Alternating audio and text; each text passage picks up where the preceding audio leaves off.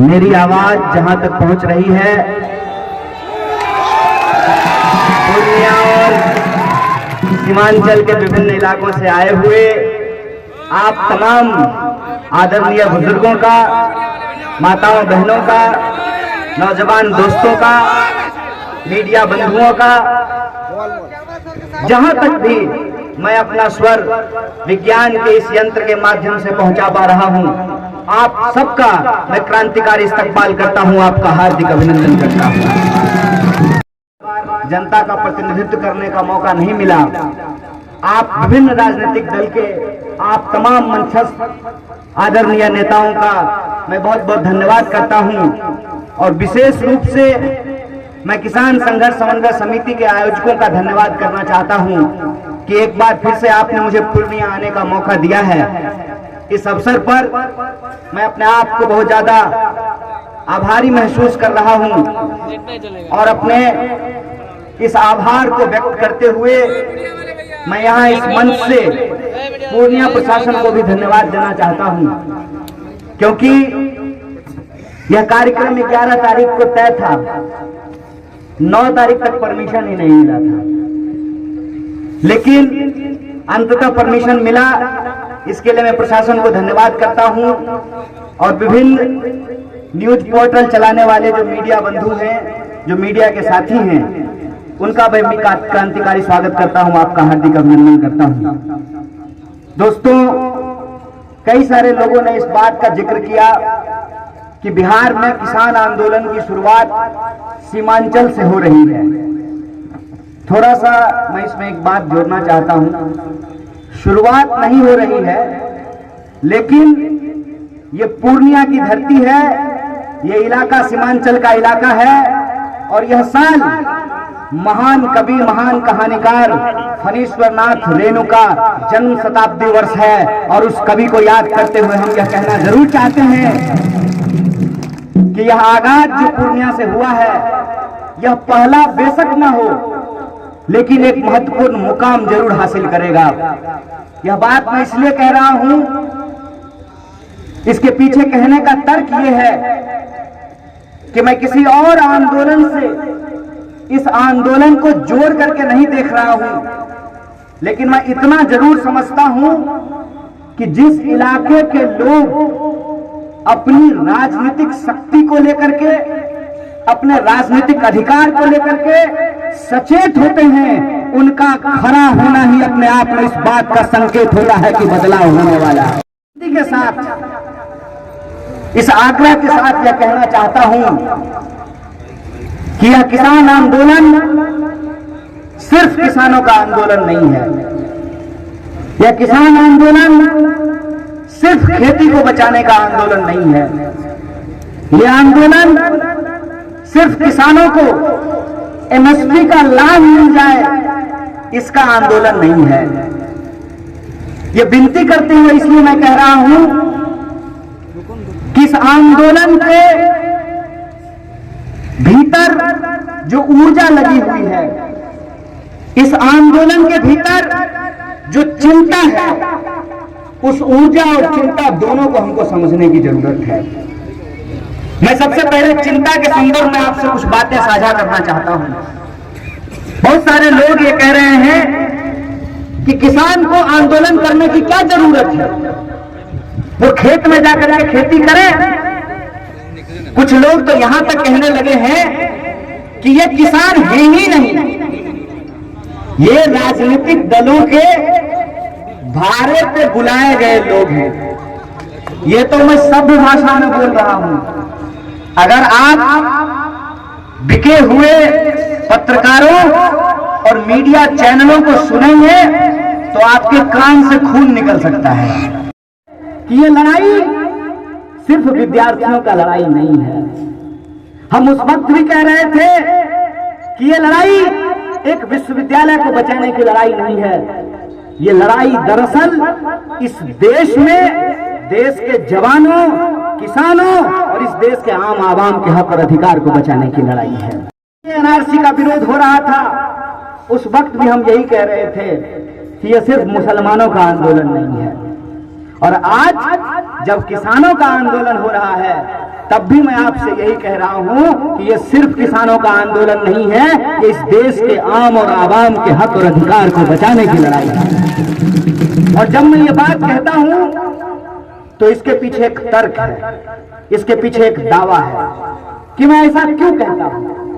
मैं पहली शुरुआत करना चाहता हूं अपनी यूनिवर्सिटी से। हमारी यूनिवर्सिटी में जो आंदोलन हुआ, उस आंदोलन में हम क्या मांग रहे थे? हम कह रहे थे कि शिक्षा खरीदने बेचने की चीज नहीं है। शिक्षा इस देश में पैदा होने वाले हर इंसान का बुनियादी अधिकार है। हम कह रहे थे कि आपको जितनी परीक्षा लेनी है ले लीजिए, आपकी इच्छा हो तो अग्नि परीक्षा ले लीजिए, लेकिन अगर हमारे भीतर काबिलियत है तो हमको पढ़ने लिखने का अधिकार होना चाहिए। और ये हम आपसे भीख नहीं मांग रहे हैं, ये हमारा बुनियादी अधिकार है, जिसको हम आपसे मांग रहे हैं और जिसको हम लेकर के रहेंगे। तो ऐसा तो नहीं है ना कि सिर्फ अरबपति खरबपति लोग ही टैक्स देता है, हम लोग भी टैक्स देते हैं। जब मोबाइल खरीदते होंगे तो मोबाइल के दाम के नीचे लिखा रहता है ना, inclusive of all taxes, Hindi में लिखा रहता है सभी कर सहित। तो हम अपने खरीद में जो भी सामान हम खरीदते हैं, हम सरकार को टैक्स देते हैं। सरकार को हम टैक्स क्यों देते हैं? सरकार को हम टैक्स इसलिए देते हैं कि सरकार हमको सुरक्षा दे सके। क्या सिपाही जी, सरकार वेतन देती है ना, बाप के घर से नहीं देती है ना, हमारा टैक्स के पैसा से देती है ना। किसके टैक्स के पैसा से जो है सुरक्षा कर्मियों को वेतन मिलता है? हमारे टैक्स के पैसे से मिलता है। तो सरकार हमको सुरक्षा दे सके। दिनों से मेरे फेसबुक पे बहुत सारा मैसेज आता है और वो मैसेज करने वाले ज्यादातर लोग जो हैं वो वेस्टर्न यूपी, हरियाणा और पंजाब के हैं। ज्यादातर मैसेज में लोग लिखते हैं, भाई साहब माफ कर दीजिए, गलती हो गया। हम सोचते हैं किस बात का माफी मांग रहा है, हमने ऐसा क्या कर दिया? तो अगले लाइन में लिखता है, आपको देशद्रोही समझने की गलती कर दी, जाके पैर न फटे विवाही, वो का जाने पीर पड़ाई।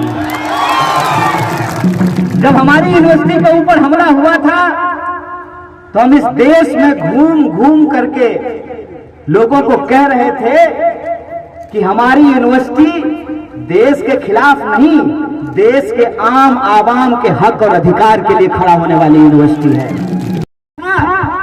सस्ती अच्छी क्यों होनी चाहिए? जिसके पास पैसा है वो पढ़े, जिसके पास पैसा नहीं है वो नहीं पढ़े। तो मैं एक सवाल आपसे पूछना चाहता हूं, अगर ऐसा ही होता कि जिसके पास पैसा है वही पढ़ सकता है, तो क्या इस देश में डॉक्टर बाबा साहब भीमराव अंबेडकर देश का संविधान लिख पाते? आप सोच करके हमको बताइए कि इस देश के जो नागरिक हैं, वो नागरिक कलम से लेकर किताब तक, नमक से लेकर के गेहूं तक, जूता से लेकर छाता तक, रोड पे चलते हो या हवाई जहाज में उड़ते हो, सरकार को टैक्स देते हैं। के साथ ही यही बर्ताव किया गया, ये बोल करके कि जेएनयू के विद्यार्थी देश को तोड़ना चाहते हैं। कहा भाई, कुरकुरे का पैकेट है देश, हमारा कुरकुरे का पैकेट है कि हलवा है कि चम्मच लेंगे उठा करके खा लेंगे? जो तरीका इन्होंने जेएनयू के साथ अपनाया था, वही तरीका उन्होंने इस देश के भीतर जो सीए एनआरसी का विरोध कर रहे थे उनके साथ अपनाया कि नहीं अपनाया? उनको देशद्रोही बोला कि नहीं बोला? उनको आतंकवादी बोला कि नहीं बोला? और वही तरीका ये आज देश के किसानों के साथ अपना रहे हैं कि नहीं अपना रहे हैं?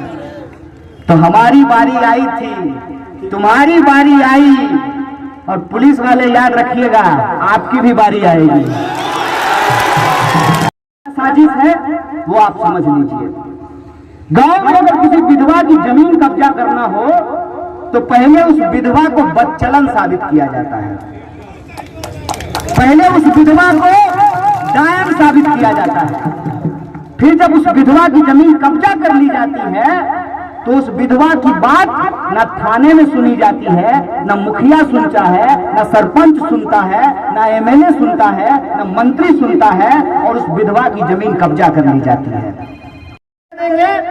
और तीसरा कानून में ये कह रहे हैं कि अब एसेंशियल कमोडिटी मतलब आवश्यक वस्तुओं की भी काला बाजारी जायज होगी।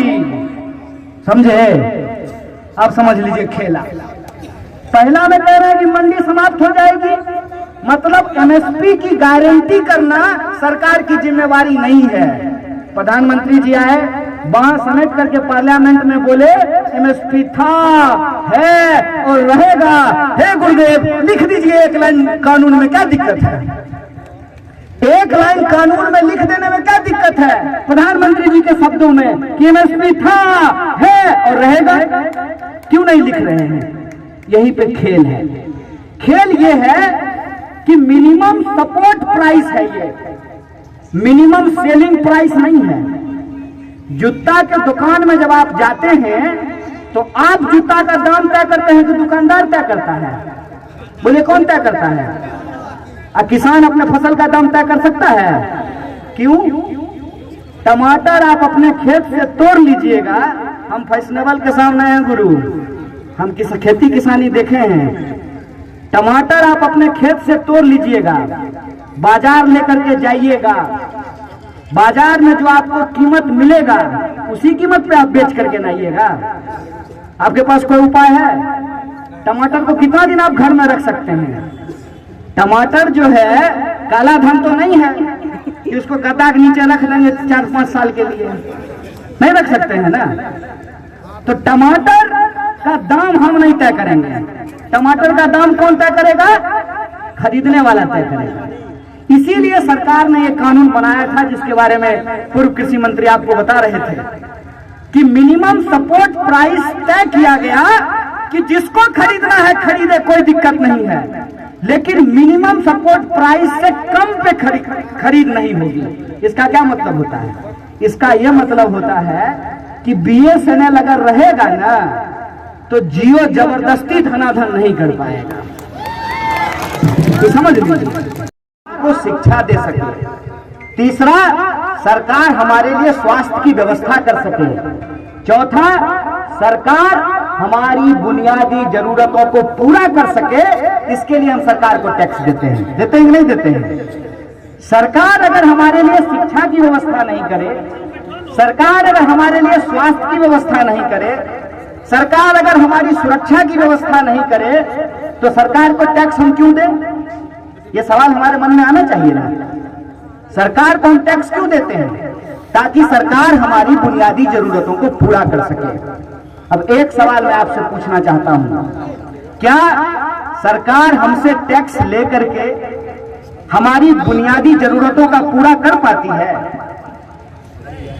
क्या हमारी बुनियादी जरूरतों को पूरा करना सरकार की जिम्मेवारी है कि नहीं है? तो सरकार का विरोध करना देशद्रोह कब से हो गया? प्रधानमंत्री देश है, भाजपा देश है, सरकार देश है। क्या नरेंद्र मोदी से पहले इस देश का कोई प्रधानमंत्री नहीं बना था? क्या भाजपा से पहले इस देश में किसी की सरकार नहीं बनी थी? तो सरकार का विरोध करना कब से देशद्रोह हो गया? कि ये कानून हम इसलिए ला रहे हैं ताकि किसानों की भलाई हो, उनकी आमदनी दुगुनी हो। तो उस संबंध में एक बात आपको बता देता हूं। बिहार में 2006 में मंडी समाप्त कर दिया गया। क्या बोल करके? कि मंडी समाप्त कर देंगे तो किसानों का भलाई हो जाए। आप लोग किसान हैं ना? 2006 में मंडी समाप्त हो गया, आपका भलाई हुआ। इसका मतलब यह जो सरकार कह रही है कि मंडी समाप्त कर देने से किसानों की भलाई हो जाएगी, तो आपको लगता है कि भलाई होगी? तो फिर कानून लाया क्यों गया है? ये तो समझना पड़ेगा ना। आखिर आनन फानन में ये 3 कृषि कानून इस देश में क्यों लाए गए हैं, इसका कुछ कारण हम लोगों को समझना पड़ेगा। 2-3 महत्वपूर्ण बात है। एक तो ये कि किसानों की जो मिनिमम गारंटी होनी चाहिए, मिनिमम सपोर्ट प्राइस, उसको लेकर के सरकार दावे तो करती है कि ये समाप्त नहीं हो रहा है, लेकिन किसान जो कहते हैं कि आप इसको कानून में लिख दीजिए, यह बात लिखने के लिए सरकार नहीं तैयार है। दूसरी बात यह है कि जो एसेंशियल कमोडिटी एक्ट है उससे काला बाजारी को एक कानूनी अमली जामा पहनाने का प्रयास किया गया। पहले जो आवश्यक वस्तुएं हैं एक लिमिट के बाद जो है उसको स्टोर नहीं किया जा सकता, लेकिन सरकार ने अभी ये जो कानून लाया है इसके तहत कोई भी आवश्यक वस्तु को कोई भी इंसान कितना भी चाहे वो स्टोर कर सकता है। इसका मतलब ये है कि मान लीजिए कि प्याज महंगा हो गया है, मार्केट में प्याज का क्राइसिस हो गया है, तो पहले आप खबर सुनते होंगे कि प्याज के गोदाम में छापा पड़ा है और वहाँ पे जो है प्याज पकड़ा गया है, कभी दाल पकड़ा जाता था, कभी चीनी पकड़ा जाता था। अब इस तरह से कोई चीजें नहीं है, सरकार के हाथ में जो आवश्यक खाद्य वस्तुएं हैं उसका कोई नियंत्रण नहीं रह जाएगा। एक उदाहरण के तौर पे इसको ऐसे समझना चाहिए कि जब सरकार ने पेट्रोल और डीजल के प्राइस को मार्केट के भरोसे छोड़ दिया तो आज हमको क्या झेलना पड़ता है कि इंडस्ट्रियल जो इंटरनेशनल मार्केट है वहाँ पर कच्चे तेल की कीमत माइनस में होती है, लेकिन किसान जो है, जो लोग हैं, आम ग्राहक जो हैं, उनको 100 रुपये लीटर पेट्रोल खरीदना बढ़ता ही जा रहा है। तो इस तरीके से चंद लोग जो हैं, जो चंद धन्ना सेठ हैं, उनको फायदा पहुंचाने के लिए जो सरकार के लिए चंदा देने का काम करते हैं, चुनाव लड़ने का खर्चा देने का काम करते हैं, उनको फायदा पहुंचाने के लिए इस देश की जो एक बड़ी आबादी है जो कृषि के ऊपर आश्रित है, भारत को किसानों का देश कहा जाता है, उनकी खेती किसानी को समाप्त किया जा रहा है। इसी संबंध में बातचीत